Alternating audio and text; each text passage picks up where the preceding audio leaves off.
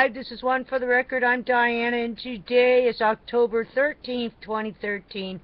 Here are your news updates for today. Let's go to the breaking news first. Typhoon Nari heading towards central Vietnam. It will come ashore with 85-mile-an-hour winds and gusts in excess of 100 miles per hour, coming out of the BBC weather 1 minute ago. Also, UN climate change report suggests more deaths from heat stress, brush fires in Australia, coming out of SMH. Let's see, and that was about 20 minutes ago.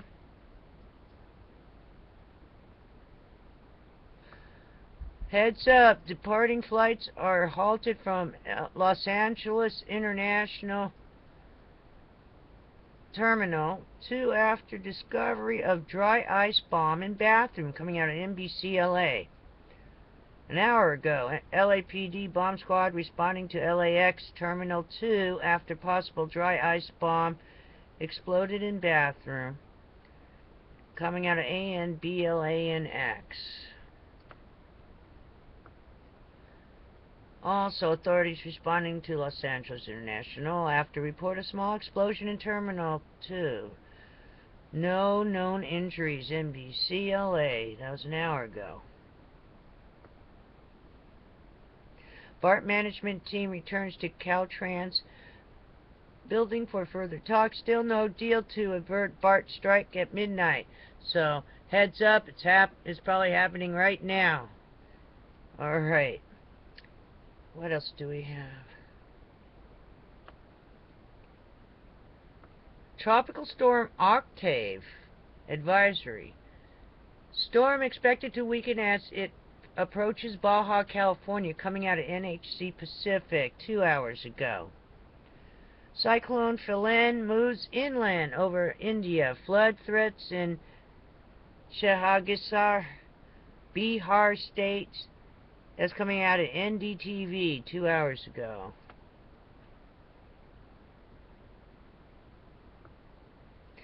Terminal C at Boston's Logan Airport is evacuated because of a suspicious package.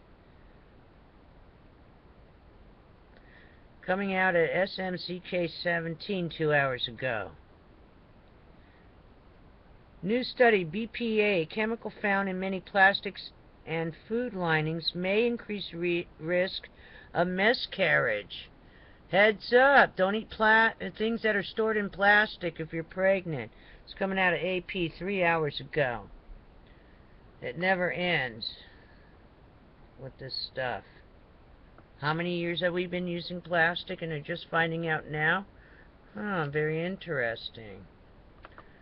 Alright, moving on. Okay, what's this? Oh, The Watchers Watching the World. Symbols of an Alien Sky official movie. Huh. Is that what they're doing with the chemtrails? Here, I'll say Symbols of an Alien Sky official movies. Alright. Moderate M 1.7 solar flare erupted from geo-effective AR 1865. Heads up, solar flare. Typhoon Nari intensifies in South China Sea on track towards Vietnam. Okay, moving on. The Extinction Protocol 2012 and beyond. Jebel Zubair volcano erupts in the Red Sea. Heads up. Alright. It's the weekend. Not a lot of news, except for be careful at airports, I guess. Something's going on.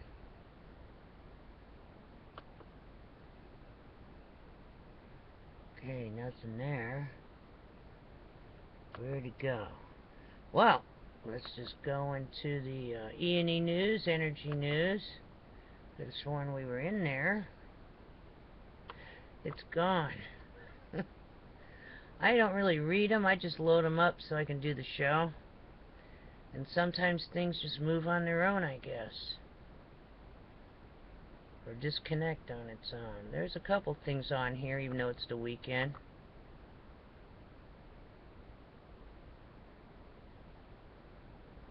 Alrighty then, today, Fukushima radiation worse than feared. Government and TEPCO ignore effects of radioactive iodine. Also today, cesium spiking in ocean off Fukushima plant. Record amount for location at 10,000 becquerels per M3. So instead of it being squared, now it's triplified.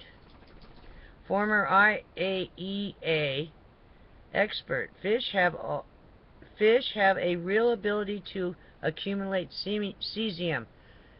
Alrighty then. I did get a video, not this one, but I'm attaching one video. I was able to figure out how to put the new videos on, and I was only able to get one from ENENEWS.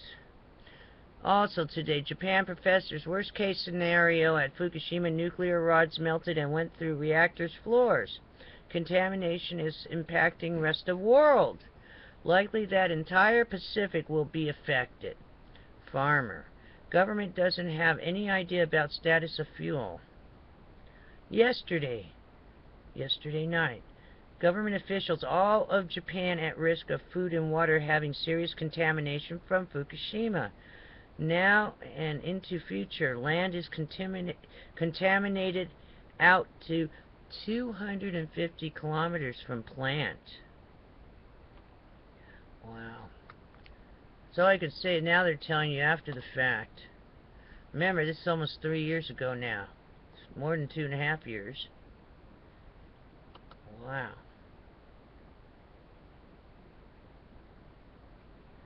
Okay, U.S. Canada. New York Times, okay, same thing. Never mind. Alrighty then. I'm attaching more videos. Hang in there. I'm getting them out to you. It takes a long time. It takes almost a whole day. Off and on. Put him out, Tippy's got a new bed, huh, Tippy? Yeah. She's down there on the floor. Where's Max? Max, where are you? Here's a Tippy. Up, Tippy. Oh, say hello real fast. Hello. No, what happened to Maxie? Okay, go in your new bed. Whoa. There he is. Come on up. Come on, Max. Come on, you can do it. They just had a big snack. They can barely walk, I guess. He can't even jump. Say hello. Oh, hello. Look at the pretty dog. Look at the pretty doggy on the TV. Is that you? Yeah. Here. Oh. There you go. You guys can share that bed. It's gigantic. It's really a carrier. Put a pillow in it. Now it's a bed. They love it. So you can take your dog carrier, flip it open, you know, upside down, and then put a pillow in it. And they think it's the greatest thing. It's like a brand new bed. Isn't it? Yeah, you love it. They think it's great. Alrighty then. Take care. Be prepared for anything. I'll see you again tomorrow. I'll keep you updated. I'm running videos that I found all across YouTube, so you're updated.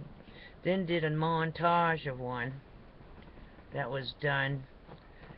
And I'll give credit at the bottom. I just changed the music and edited it a little differently. Alright. Take care, and I'll see you again tomorrow on the flip side. Be safe. And be ready for anything. They're admitting it now about the Fukushima stuff because people are starting to get sick, probably. Alright. Yep, see, Max agrees. What? What? Okay, I guess he agrees.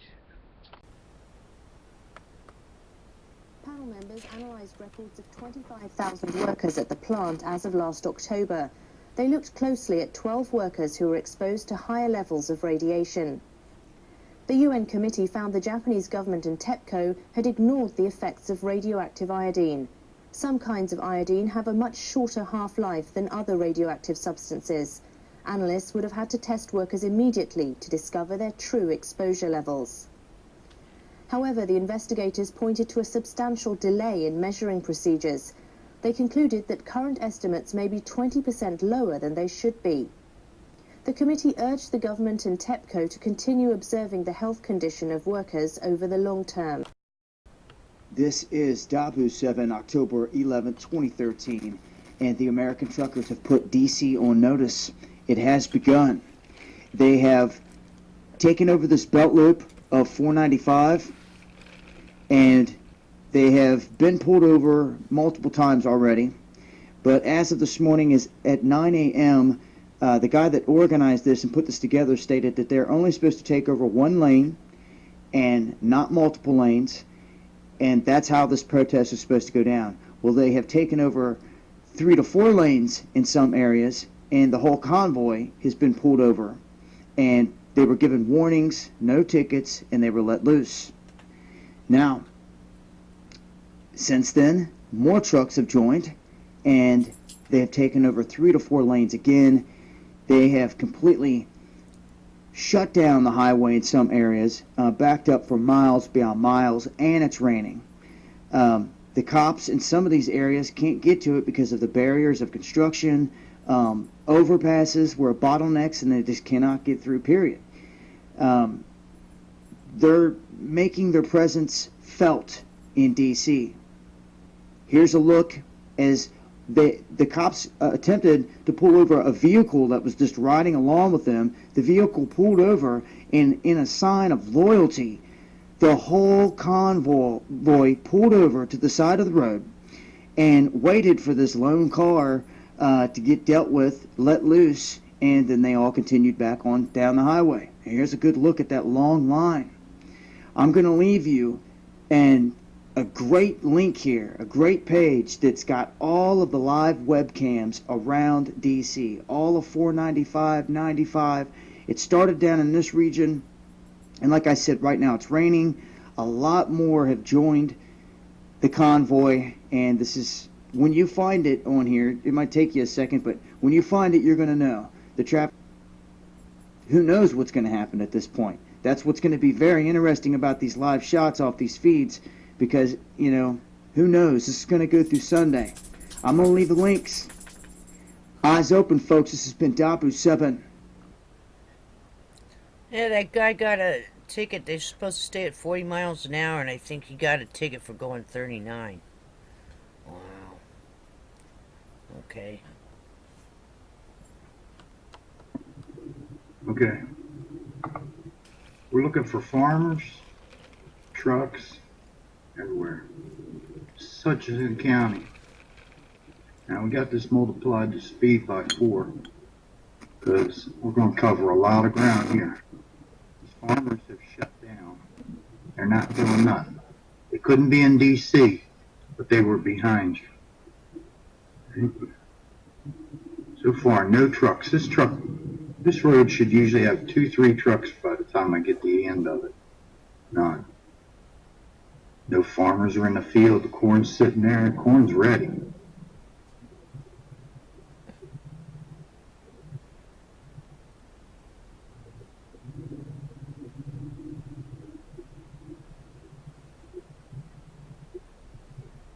Nothing. So the farmers shut down. Corn, load of corn.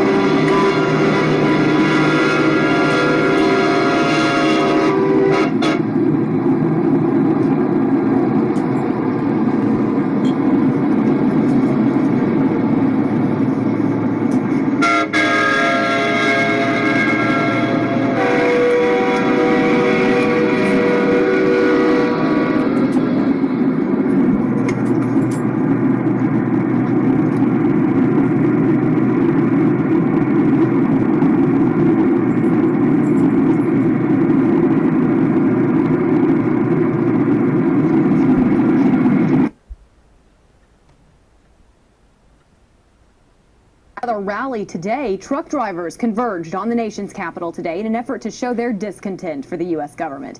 Now, their plan was to slow down traffic around the Beltway. Suzanne Kennedy explains whether they actually accomplished that goal. And they were able to move on.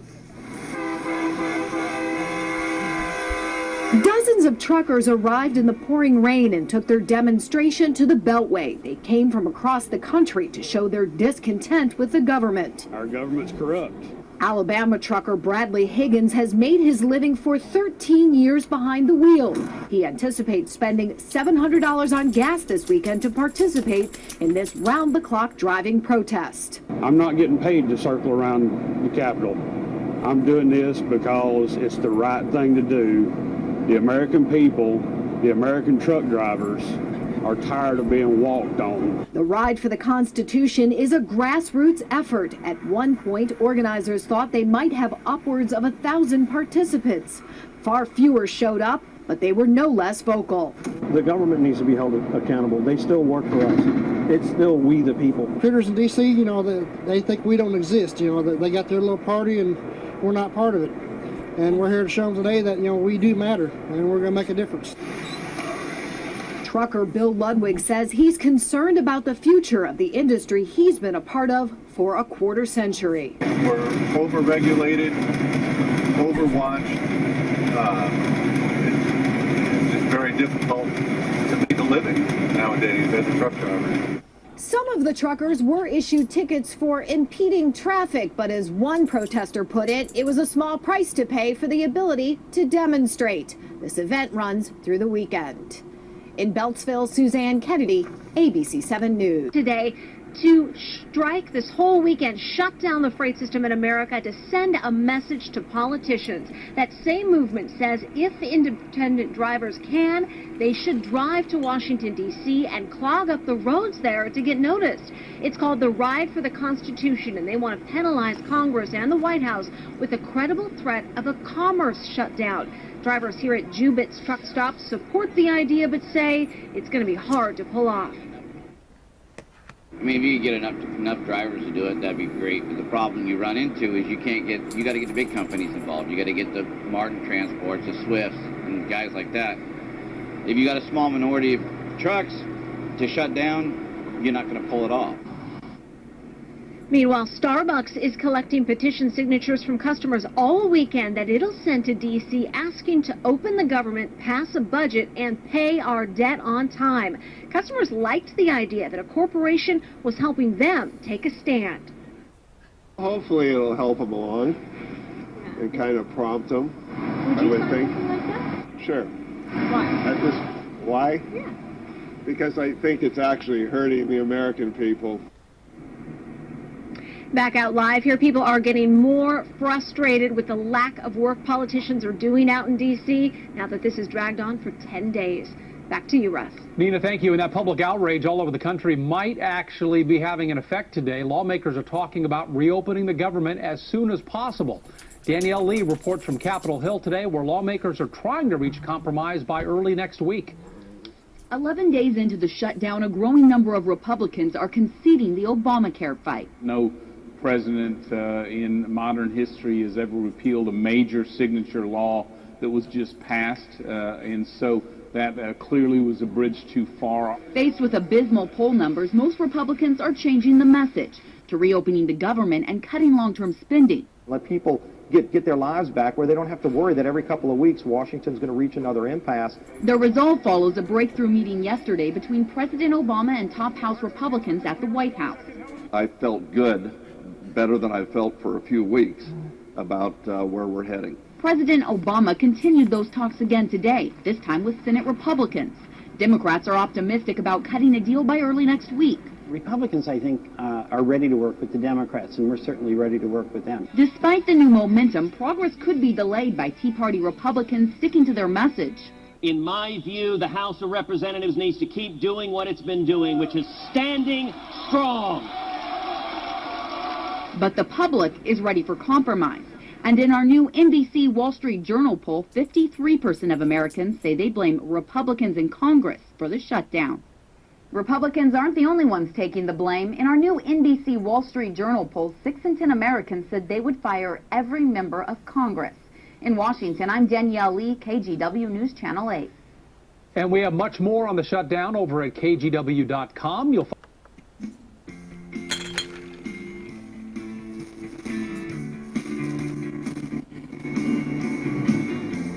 Afternoon, fellow Americans. My name is Stephen Yarnell, and I'm talking to you guys about the trucker movement that occurred in D.C. a couple days ago.